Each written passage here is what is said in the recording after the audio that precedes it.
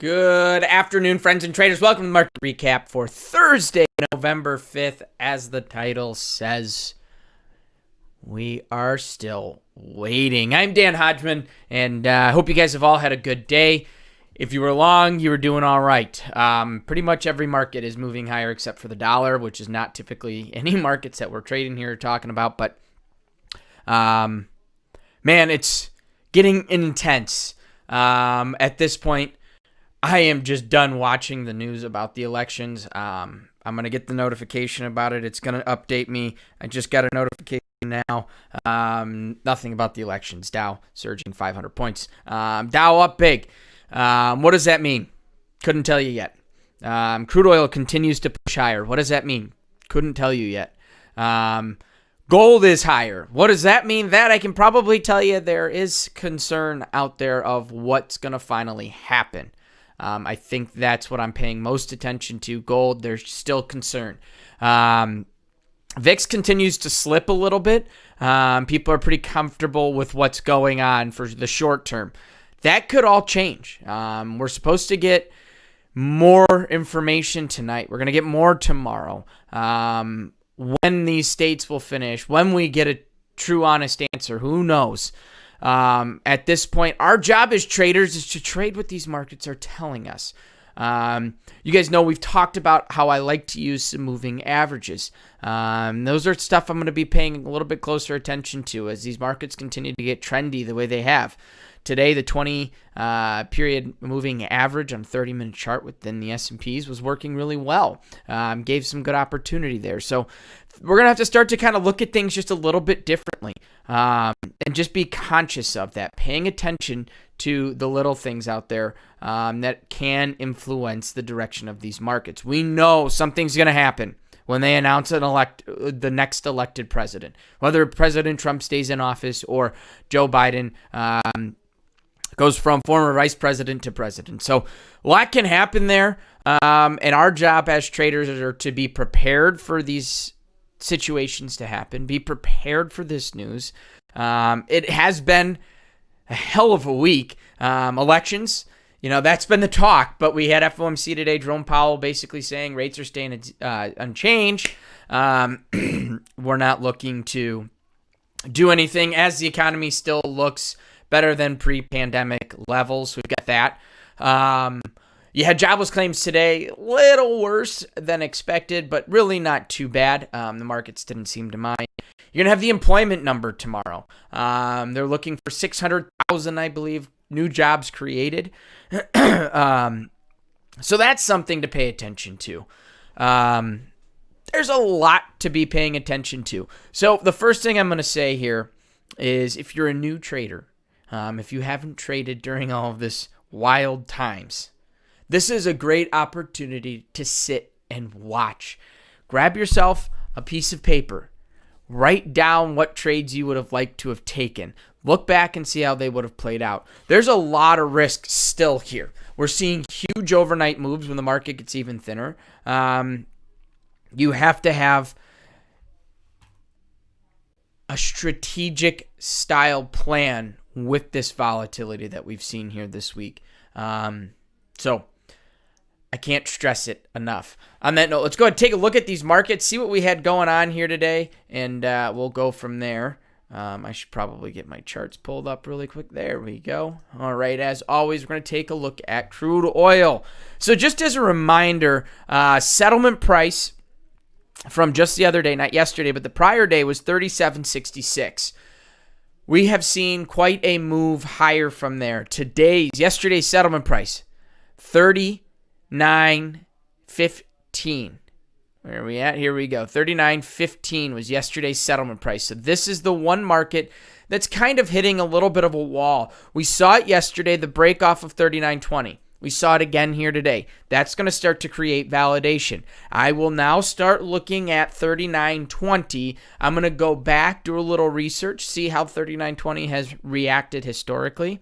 And I'm going to start to keep an eye on that price as we go forward. You guys know me. I talk about channels. Channels are relatively visual and we're looking at a shorter time frame. That's something that's going to help me kind of define a high end of a channel until this market really tells me otherwise. The last 2 days, we've fallen into a relative range from 39.20 down to approximately 38.40. Right? So that's kind of this range this market's fallen into. And that's what I'm going to be paying attention to here going forward until we have that breakout move. We know it's bound to happen. That's what these markets do. They fall into some sort of consolidation.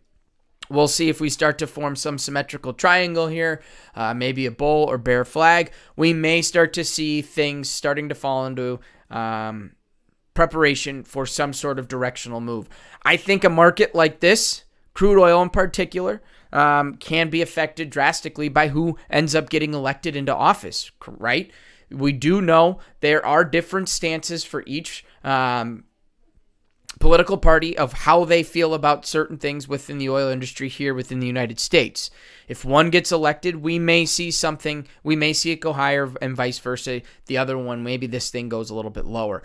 I'm not going to get into which one, but that's stuff we want to be paying attention to. Be cognizant of that. Next, let's go ahead and look at the S&P 500, which just continues its rally. Yesterday's from settle to settle yesterday at the end of the day, 70 points higher.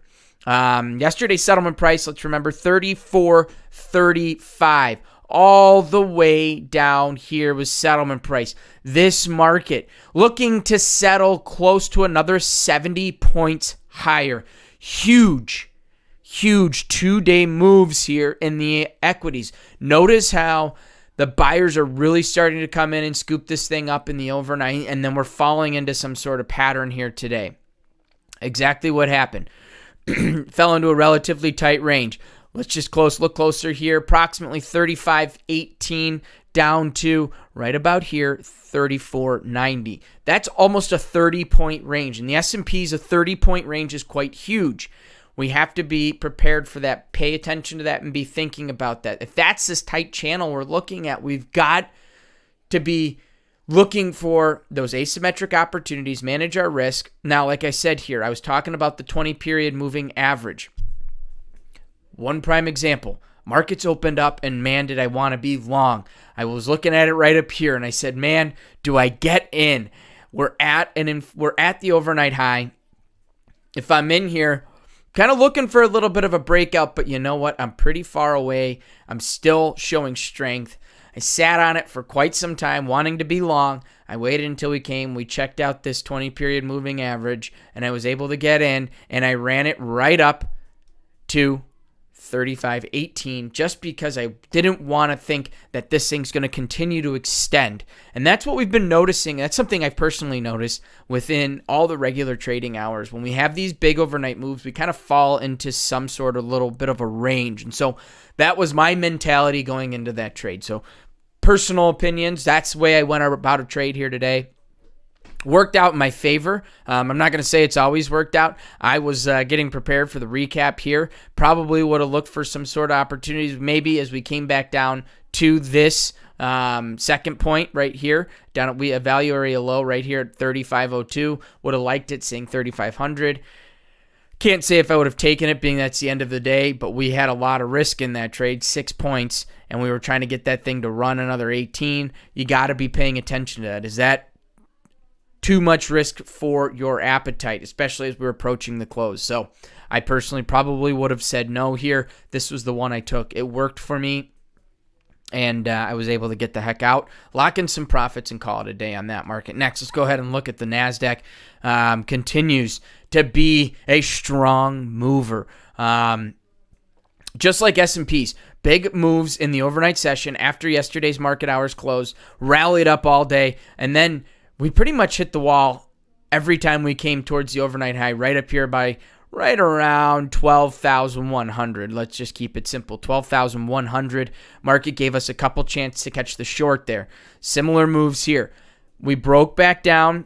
Instead of getting in on the beginning, we got to look for those weaknesses. Look for the weakness because this market still is trying to push higher. Less of an opportunity here as we started to kind of in a really short time frame fall into a trend moving lower until the open, volatile open, and then from there we came and just slowly worked our way towards the highs. Just as a reminder, Wednesday's settlement price, we were looking at crude oil a little bit ago, looked at S&Ps. Wednesday's settlement price was 11,266. Right down here. To 11,200, excuse me, Tuesday. I said Wednesday, Tuesday. 11,266. This market is up 900 points in 2 days of trading. So opportunity is there, and it's a sign for us as traders to sit back and really wait for our trades. All right, let's go ahead and look at gold, up $50 from settlement price. Remember, settlement price yesterday, $1896.20. We are up so much right now, almost $60 for our high. Right now, we're up about $55. It's $1,000 a contract per dollar. So you're looking at close to a $5,500 range if you were long down here. Same thing. Don't feel like you have to start chasing. These markets are presenting opportunities. This market presented one right when John was talking this morning during the forecast. We had that breakdown. It gave us a little bit of weakness to catch the trend. We got another one a little bit later in the day, but to try and chase as this market is running higher, 99.9% of the time, you're going to get in up here. It's going to pull back on you. You're going to get stopped out here. You're going to get pissed off that you got into late or you got into early, which is really what happened. You got to start to be patient. If you wait for those honest pullbacks, that's where you're going to start to find this opportunities. Take advantage of these trades. All right. Next, let's look at the currencies and we'll get the heck on out of here. All right, starting with the euro. Another big mover, just like the rest of these markets in the overnight session. Market opened up and just broke down. Really broke down. I didn't have any points down here other than the big fat round number, 118 even. 118 even. Market touched it barely and rallied right back up and kind of fell back into some range. All right, lastly, we'll look at the yen and we'll call her a day. Weekend's almost here, guys. We still have a big time ahead of us. So for the first few hours today up until almost the close, exhausting. Difficult trade. One up, one down. We essentially just ranged each candle, decided it fell into a range. And if you weren't fading those extremes, you just weren't making money until the very end of the day. You caught the long, and maybe I don't see many people really wanting to sit in this trade when it came up towards the high side there. If you did, great. If not, no worries. So those are our markets here today. I see some comments and want to say hello to everybody. So let's take a quick glance. Felix, Tanya, Subconscious, Art, James, good to see you guys. Tanya, I went long 33.97.50. Nice. Hey, 9 points is good money right there. Charles got a few points, but only on micros. Gold ruined me today. Kept going up until it didn't. Like I was just kind of running through there with the gold. It's a patience game. You got to sit back, really kind of wait for these things. With these huge ranges we're seeing, it's giving us as traders opportunity to really wait. We don't need, as a day trader, and that's where we have to differentiate things. As a day trader, our job is not to take the entire move.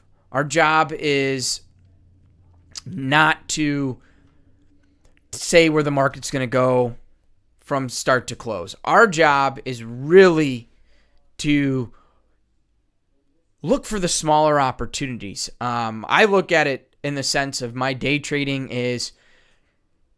keeps me engaged. It is, helps pay the bills throughout throughout the week and the month and the year. And then to grow that, and then the hope is that you want to take that to the next level where you can go from that day trading standpoint to sort of an investment standpoint. Where can I take this money, invest it so that I can start to create bigger wealth? And that's kind of the dream here, the goal of what day trading can start to provide. Day trading is going to really force us to focus on entries, and we apply that to investment style strategies. And there's so many different ways of going about it. But as day trading, we do not need to catch the whole thing. Catch your chunks, manage those expectations. Any green day is a good day. Charles, been your first day trading in over a month. All right. Gold. Nice. Alex, good to see you. None of my strategies work in this type of market. Getting chopped up. Need to just wait until it calms down. So, Alex, one thing to think about. And I don't know what time frame you're looking at. I don't know what time frame you're trading on. But if you open up your time frames, if you're a 5-minute charts, looking at the 30-minute chart, maybe that'll slow things down for you. You can apply similar strategies to it. If you're a 30-minute chart and it's still too choppy for you, you open it up to an hour. I've said it before. I look at a 30-minute, an hourly, a 4-hour, and a daily on my charts every day. That's what I have up. That's what I'm paying attention to in the markets that I'm trading. As I'm prepping the week, I'm looking at weeklies. I'm looking at a whole lot of stuff. But in my day trading, that's what I'm paying attention to. Steve, good to see you. Jose, good to see you as well. Tanya, yeah, real estate. Well, you guys know Michael Patak, our founder. That's what he's chose to go in. I still keep it in the financial market. Maybe one day I'll venture out and do some more real estate, but I do a little dabbling here and there in that one. But I like investing in the financial market. I feel like I have better control there. Felix, it's what happens to me a lot. Wait for bigger moves and fail to lock in the profits. All right, so Felix, let's not look for the big moves. Think about it. $100 day is a great profitable day. We have 200 trading days a year, give or take. Just for perspective, if you're trading 200 days a year and you're averaging $100 a day, let's just say trading one contract, that's $20,000 a year. If your average day, you're profiting $100. So let's say you make 200 one day, you lose 100 the next, 200 up, 100 down, taking that little step forward. That's great money. That creates scalability. So this is an interesting point to bring up. I'm just rolling here. Tell me to shut up if you want. But the first step in trading is not so much about how we're going to make money. The first step is how can I just sustain, right? If we can take an account and we have $5,000, if we can trade with that $5,000 for 6 months, and after 6 months, we're still right around that $5,000 mark, that's a huge, huge win in my book. Sustainability has to be the first focus. Once we can start to create sustainability and we're starting to track it and we've got that consistent process going on, then we can start to make those minor tweaks to then adjust it from making, how do I start to be profitable in this environment? Okay, we can look at it. We can say, here's what I see. You're trading two different markets. One market is where you tend to actually lose money. The other market's where you tend to make money. Okay, first, let's just focus on that money-making market.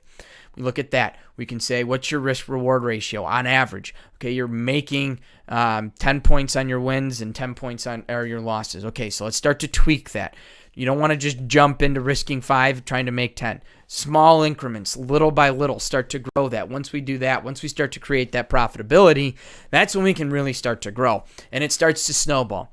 Maybe if you're making 100 on average in that average in the average day, you kind of start to extend that profit a little bit. We can move that to 150. If we're at 150, okay, we're doing pretty good. We're $30,000 a year now. All right, we've been doing this really well. We've been consistent with this for a couple of months. Now I'm going to step it up. I'm going to go from 1 contract to 2 contract. Instantly, the world changes for you. You went from 1 to 2, and now you went from $30,000 a year to $60,000 a year, all by just focusing on little steps, and that's what we want to focus on. All right, guys. Awesome. I'm glad you guys didn't mind my tangent there, but that's really what we want to think about. We got to keep this as simple as possible. I'm a pretty simple guy. I don't like to confuse myself. I don't like to confuse my charts. I keep everything very basic.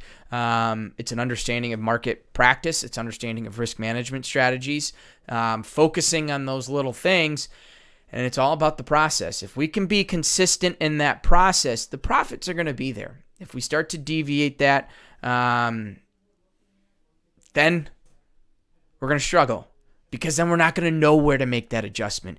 If we had a bad week and we instantly start to just change everything, it just wasn't the market environment for us for the week.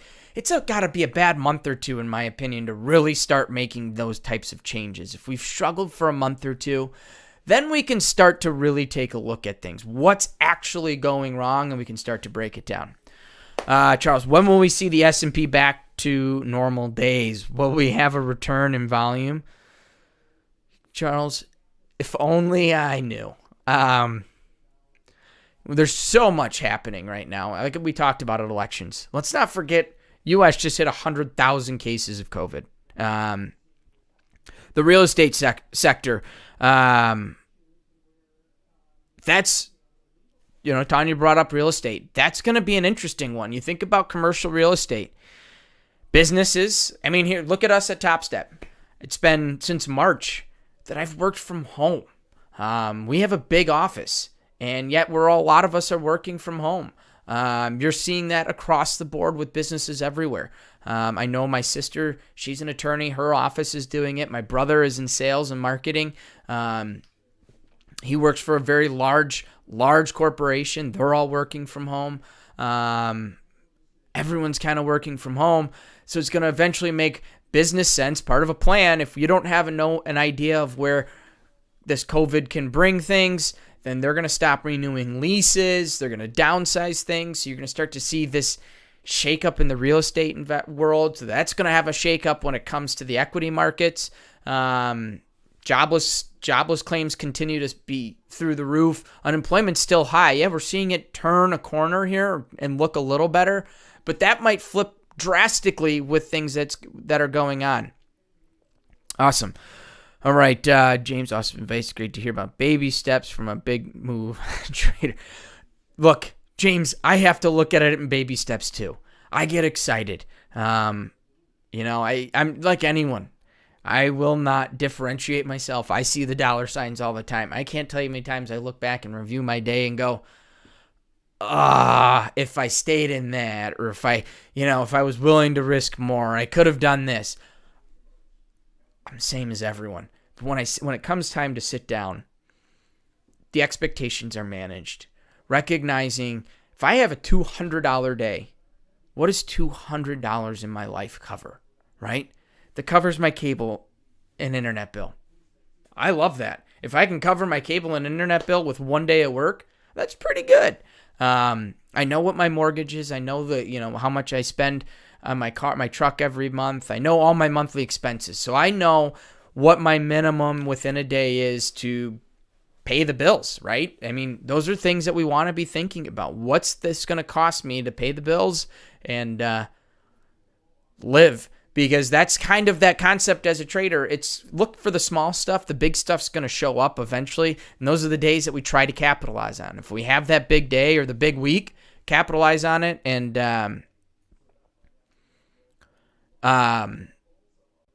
so if you can, every so often you catch that big move, that's the one that's going to pad the pockets and allow us to look at other revenue streams, right? There's multiple revenue streams. I work for Top Step Trader. I'm a trader myself. I have my own investments. I have a lot going on to try and keep things going. Dan, what happened to ZN Instruments? Do we have? Absolutely. I'm a bonds guy. I'm always watching the bonds. So can totally trade notes. I'm seeing a lot of traders lately have been looking at the Ultra Bond as well. Isn't that too little for Top Step? Not sure what you mean by that, Jose. Jacob, look at the put call for equity close. Put call for equity close 45 on the monthly time frame. When this happens on the monthly, it's usually followed by 6 months of volatility, massive volatility swings. I think you're going to see massive volatility swings for the next 6 months minimum. You think about it, the next we've got November, December, January before if Biden gets elected, before he gets inaugurated. So that's going to create volatility. Then his first 3 months, he's got big plans and changes that he wants to implement. Then you're in a success. It's going to create more volatility. So 6 months makes sense. No, Jose, 200 isn't too little for Top Step. You can, if you're make whatever you come with your strategy. We don't have minimums that you got. There's no monthly minimums you got to hit. This isn't like some prop firms where you have monthlies quotas you got to hit each month. If I could break down how it worked in the prop firm, back in the day for me, you had desk fees, you had tech fees, you had all sorts of fees. None of that with us. So if you're making $200 a day, happy to see it. We just want to see accounts continue to grow. That's what we care about. All right, guys. Enough of a tangent for me. Just take a quick glance at everything. First off, coming up tomorrow, sorry, Sarge, must see a dog outside. Jobless or unemployment number tomorrow. Pay attention to non-farms. Pay attention to new jobs created. And pay attention to the unemployment rate. Tesla stock popped a little bit here, up to 440. VIX, like you said, VIX is kind of stable, sitting at 27.5 right now.